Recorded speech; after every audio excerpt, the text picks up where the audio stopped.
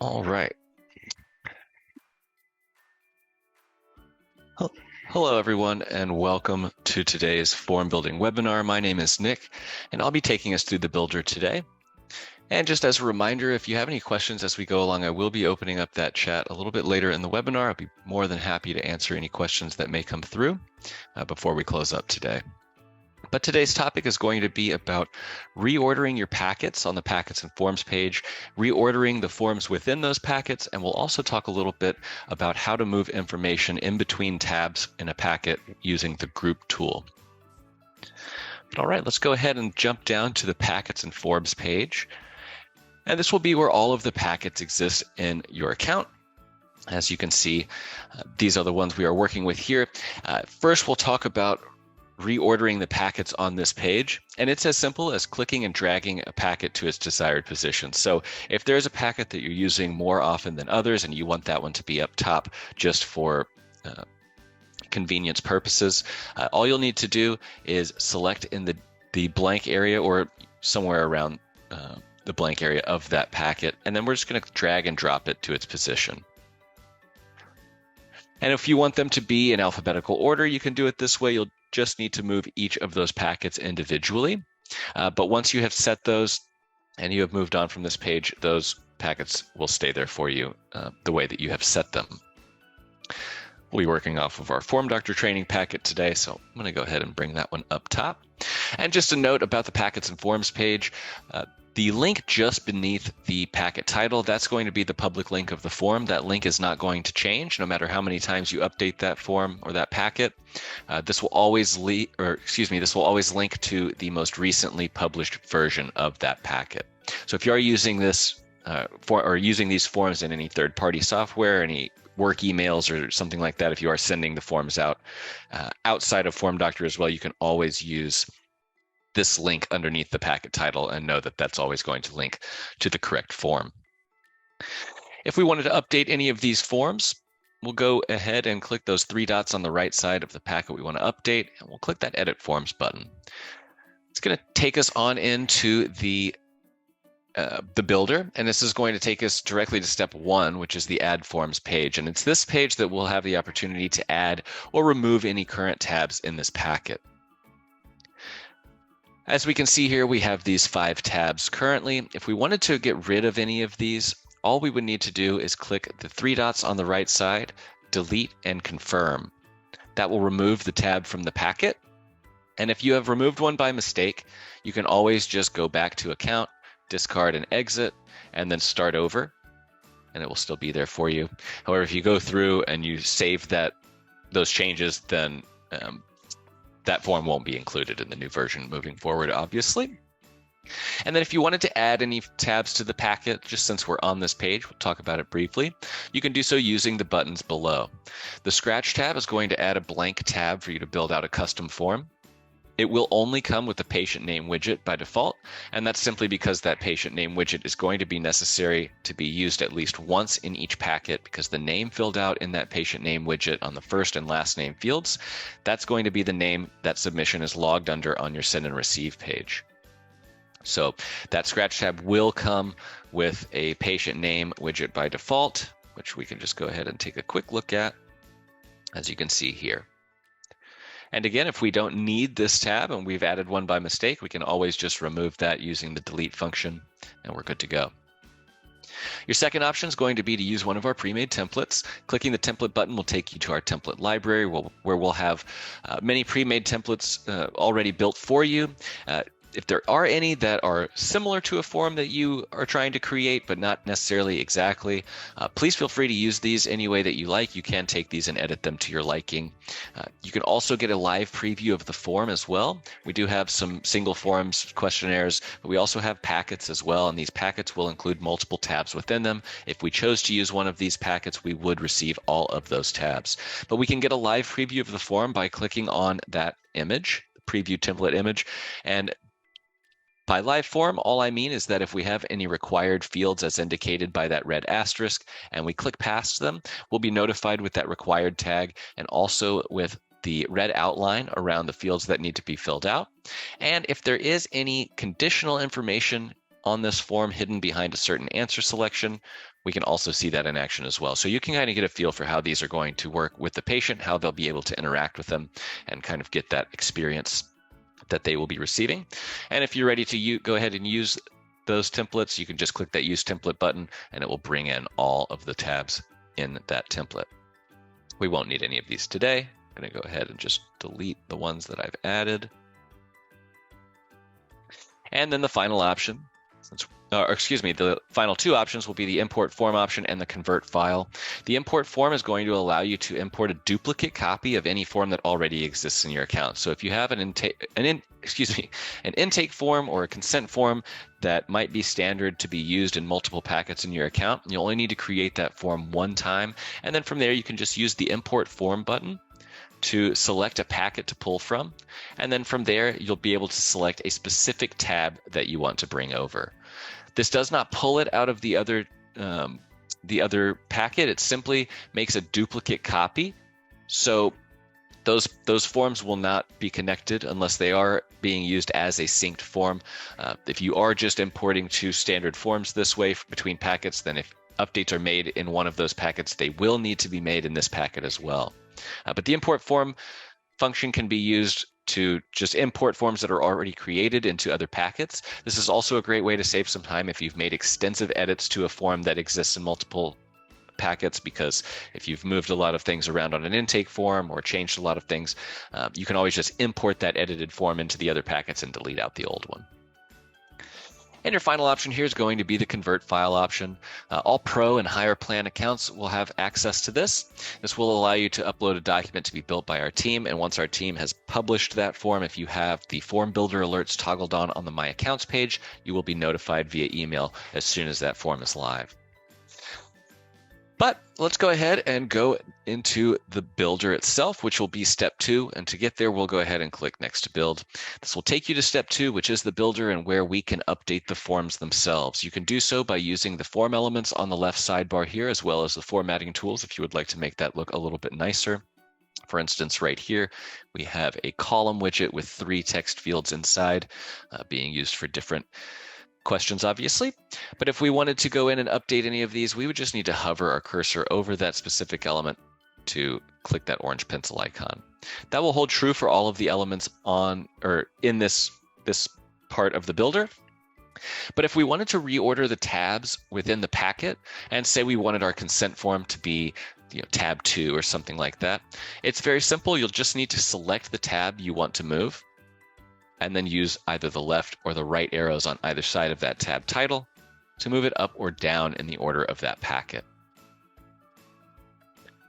Once you have saved the changes by clicking through the rest of the builder, next to Style, next to Publish, and back to Account, this will be saved for that packet moving forward. All right. You'll also have an opportunity to update the tab titles when you select a specific tab as well. That will be right here in the form title section. You can also update the tab title if we go back to the Add Forms page. Instead of clicking the Delete option, when clicking the 3 dots, we can just click Edit Name instead, and maybe this is patient information instead or something. And that will make the change both here and in step 2 as well. All right. So both of those reorder styles, reordering the packets on the Packets and Forms page, and also reordering the tabs within the packet in the builder, are both fairly simple. Pretty much just clicking and dragging, or just clicking those arrows. If you are moving information or elements themselves between tabs, it can get a little bit trickier, so we'll get into that as well. And depending on how you want to move the information or how it would be easiest for you, there are a couple of different ways to do this. Say, for instance, we wanted to include our consent form here with our patient information on that first tab. Our first tab's a little short. We can go ahead and add some more information here. But if we want to combine these 2 tabs, there's 2 ways of doing this. The first is we'll go over to our consent tab, and you'll want to go to the tab that you're wanting to move the information out of, because that is how you'll be doing this. But say, for instance, we want to move all of this information to our first tab. We're going to do so by using the Move tool. Each element is going to have its own access to the Move tool. And to get there, we're just going to, again, hover over the element we want to update, click that nearest orange pencil icon that populates. And once that element has been opened for editing, we can then use that Move drop-down to move it in between tabs. So you'll just click that Move drop-down, select which tab you want to send that information to. Just make sure you click that Move button, and it will take us to that patient information tab, and this will now have moved that paragraph widget to this tab. You'll notice it's nowhere to be seen right now, but we'll go ahead and scroll to the bottom of this tab, and here it is right here. So any information moved between tabs is always going to be populated at the very bottom of that tab. So just keep that in mind if you are moving things around. We can go back to our consent form, and we can go ahead and do this for each of the following elements. Now, you'll notice here we have two paragraph elements. We know that because when we hover our cursor over both of them, or over each one individually, a new pencil icon will pop up for each one. So we know that those are two individual elements. And also to our column widget, which they are residing in currently, also is going to have a orange pencil icon, because you'll be able to adjust the amount of elements per row for that column. But we have both of our paragraph widgets here within this column, and we can move them as a group or just as one unit just by moving the column widget itself. So I always do harp on hovering over the specific element you want to update, but as we would like to move both of these at once, we will just go ahead and move that column widget. Again, we'll select the Move drop-down, Patient Information tab, select Move, and it has been brought over. Now, this is the first way to do it, just going through that tab individually and moving everything over. Now, depending on the type of form that it is, say the medical history form or something like that, that can get a little tedious to be moving all of those elements or sections of elements individually one at a time. So the second way of doing this is to use the Group tool. Now, the Group tool is going to allow you to input multiple elements and move them as one unit. The Group tool will have no effect on how your patient interacts with the form. This is simply going to be a formatting tool for you while you're building the form in the builder, and it's just going to make it easier for you to move things around if you do need to do so. So all we're going to do here is just going to drag and drop that Group tool to the top of our form here. And then we're just going to drag and drop each bit of information into that Group tool. So we'll drag our title widget first, then our paragraph widget. And finally, again, we're going to move all of this information as a whole just by selecting in the blank area from the top of that arrow to the corner of that column. Anywhere in here is fine, but we're just going to click and drag and hold until we have it in to the position that we would like to place it. Now, one note here, when you're moving information around or pulling elements into columns or group tools, anytime you're doing this, you'll want to look at the three dots of the element you're moving. So in this case, we're moving this column widget as a whole. So we're going to use those three dots as reference for that column widget.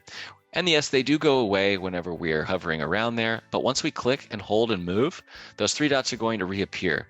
I bring this up because it's not going to cross over when our cursor moves over. It is going to use that middle dot as that point of reference. So as soon as that middle dot crosses that line, it will now be placed into that column. I just bring this up because moving things around can sometimes be a little confusing if you're very new at it, but I always just point out to use that middle dot as your point of contact or your point of reference, and that is essentially your cursor at that point when you're clicking and moving. So we'll drag that up into our group, and now we have the rest of our information from that consent form all within this one Group tool.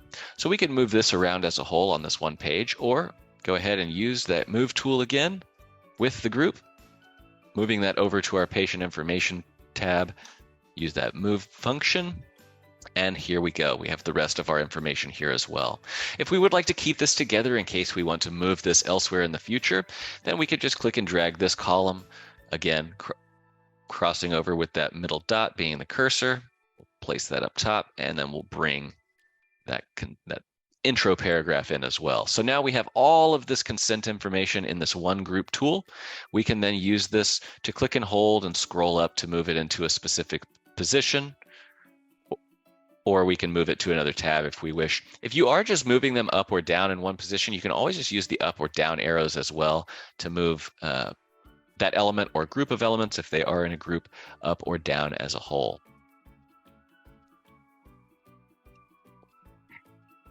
All right.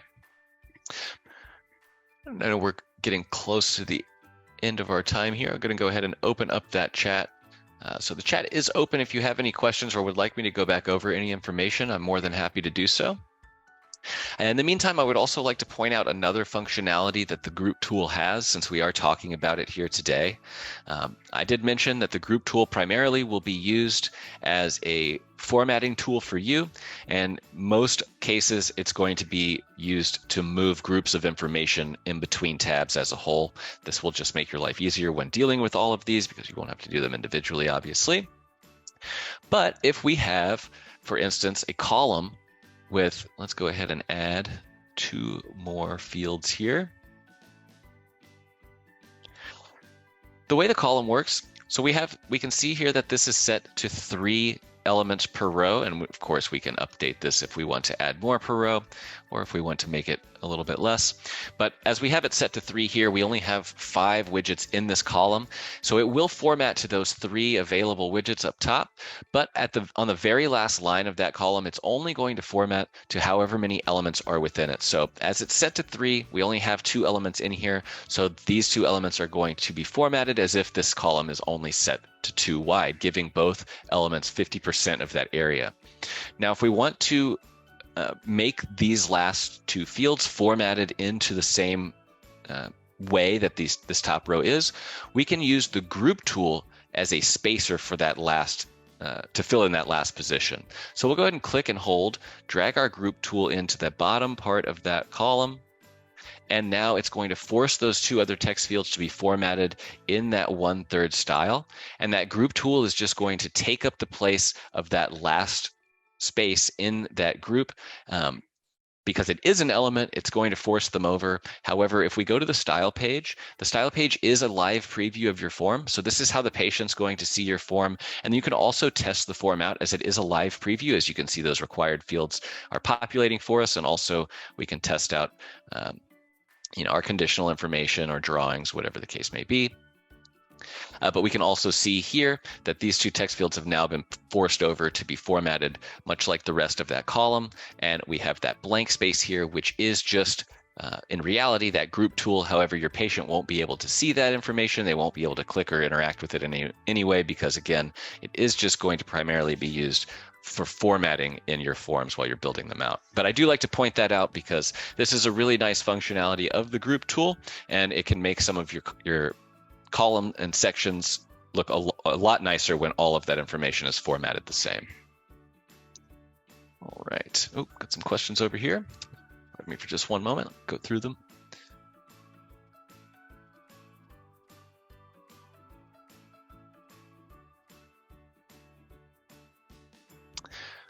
Okay, the first one is, both of them actually, about to upload PDFs, and then, oh, gotcha. Okay, so yeah, I'm happy to talk about that for just a moment. So if you are using the document feature, which is brand new, obviously just came out a few weeks ago, but if we can go down to the document, as far as I'm aware, I believe all accounts get access to one free document template. And I can go through how to upload this. Let me just delete out my one template here. If you are using the document templates, again, I believe that all accounts will get one reusable template. Okay, the enterprise does. Okay, I wasn't sure if they did move forward with that or not. But so when creating the document templates, now it is important to point out some of the forms may make more sense to be created as packets or forms instead, because the document builder is going to be more limited. However, if you are, especially if it's just a consent form or something that you only need to collect a little bit of information, that can be done as well. The only thing to note is that all documents will need to be created by the client account, as our team won't be able to assist with any document creation. However, of course, if the if these were being created as forms instead, you always will have access to the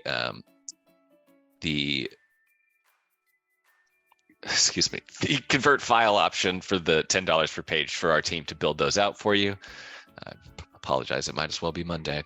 But in the documents, when you're creating a template, you can do this two ways. So you can add a template to be sent out that will just be ready for you and pre-built, or you can do them as you go. One note here is you can have all of the templates you want and still just upload some random other document that you may need just for that day or for that specific situation. You'll just need to build those out each time if you do it this way. So of course, I always do recommend to add the template first. You'll be able to add as many documents as needed. We'll just add one for the purposes of this demonstration, but you can continue to add more documents to this if you like. This is just for this one template, obviously. But once you have your document uploaded, you can click that next button down at the bottom right. And this is going to take you to the roles page. So this is going to be where you assign any of the roles for the signers of who you need to collect that from. So the form I uploaded only has a patient name and signature that it's asking for, but just for the purposes of this demonstration, I'm going to add a second role that I'm going to title doctor, but my first one I'm just going to title patient, since this is going to be a template. So we'll just know that this is for the patient, each time moving forward. Go ahead and save that. I'll add my second role for doctor. And you can add as many roles as needed for anybody that may need to contribute to that document, not just a signature. Maybe there's a name that needs to be filled out or something like that. Just know that if there is a role present in this template, then it will need at least one field on that template. And I'll talk a little bit more about that as soon as we get into the next step, but let's go ahead and get there. Once the roles are assigned, we have our patient and our doctor roles assigned. We can go ahead and click next, and that's going to take you to the PDF itself. So, and again, this is currently only going to be able to be used with PDFs. That may or may not change in the future. I'm not 100% sure, but these will need to be PDFs in the meantime. But once we are on this page, this will take us to that PDF document, and now we can add our fillable fields to this document. So again, the form that I use for my demonstration only has a patient first and last name, a signature, and a date, but I'm going to pretend that there's doctor's information over here on the right side as well, just so we can add those fields too. But in doing so, you'll first be able to select the signer which you want to add the information for. It will default to role 1, which we have set to patient, and from here we can add our fillable fields. We do have 3 autofill fields here. Now, if we choose to use that name autofill field, then it is going to autofill with whatever name we have included when we're sending that out. Likewise for the email address. So those will autofill based on who you're sending it to. We can go ahead and get rid of those. Now, because I have this set up for client first name and client last name, to me, using that one name field would probably bother me and my a little bit of OCD. But so for that, I would just go ahead and use those 2 standard text boxes. This will require the patient to fill in those fields, but if you do have just one field that asks for a patient name, then that autofill name will work out really well for you. But we can go ahead and place these. You can resize any of these as well. We'll just resize them a little bit to fit in those boxes. And if you need to make any of these fields required, you just need to click on the one that you want to make required and then toggle on that required field option on the right side. And we'll do the same for that last name. And then we'll go ahead and add our signature field as well. Resize that a bit. And then we'll add that date signed right up underneath. Make that patient required too. And then we can go ahead and select our doctor's information at this point. So we'll go ahead and select from the drop-down our doctor role. You'll notice the colors will change, and that will hold true for the text boxes and their information as well. We'll go ahead and get rid of this one. Since I don't have a first and last name field over here, we'll pretend it says doctor's name instead, and we'll use that autofill name. And then we'll add a signature for them as well. Again, if any roles are included in the template, they will need at least one field to be included before you'll be able to continue from this page.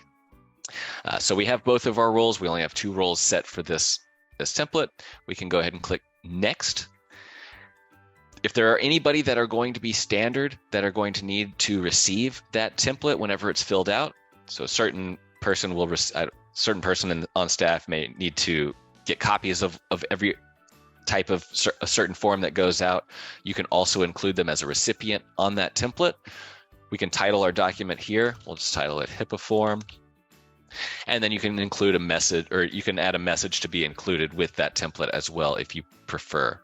Once you have all of this set to where you like, save and return to my account. And now we have our document template all ready to go. From here, we can send it out from this page. You can also send it from the send and receive page when you click that documents tab. And from here, this is where all of those received documents will come back. As you can see, we have one that has already been filled out. We'll take a look at that here in a moment as well. But you can select that document to send out from. Once you have selected the document template, you'll then be able to enter your signer 1 name, which would be our patient for this template, your signer 2 name, doctor for this template, and then their email addresses. You can include a message here. If you have already filled that out, it will autofill for you, and then add recipients on the fly if you need to. Once you have sent that document, it's going to send to both people at the same time, or if you have multiple signers, all parties at the same time, and then it will, yes, you will be able to send, well, you can add multiple documents to that template, yes. So you can get multiple signatures in that if you need to. Whenever you're creating that document template on that first page where you upload the document, it will, after you've already uploaded one document, that prompt will stay there for you. You can upload as many as needed in that one group. But again, once you send this out, it will send to everybody at the same time. And then on that received documents list down here at the bottom, it's going to let you know waiting on however many signatures. So once somebody has signed, I sent this out to myself and to our support. So this would have said, waiting on Nick test and support test to sign, or Nick test and one other. And then once I signed it, it says Nick test has completed, or now it'll just say waiting on whoever else. You can also click on it at any point and it will bring you to the most updated version of it that's been signed. This one has been signed by both parties. So we have our Nick test, our signature, our autofilled date, our doctor's name and their signature, and we are now ready to export this out as a PDF and do whatever we may need to do with it. You can also send the documents out from this documents page as well. If you are going to be sending out that document, and if you do have more than one template, they will all be stored on this documents page here, just in a list. I obviously only have one, but you can send the document out through here as well, just by clicking the 3 dots and then send document, and it will take you to the send screen, and we can enter all of that information. This will be the same screen as you will get if we choose. Let's go back to account. Go back to our documents. That's the same screen that you'll get whenever we choose to upload documents on the fly like this. So again, you can set the template up like that. Otherwise, it's going to ask for your signer's name and email on this first page. And then as we proceed, it will all be the rest. So the next page would be the PDF to add all the fields, and then you'll be able to review that information before you send. Of course. Of course.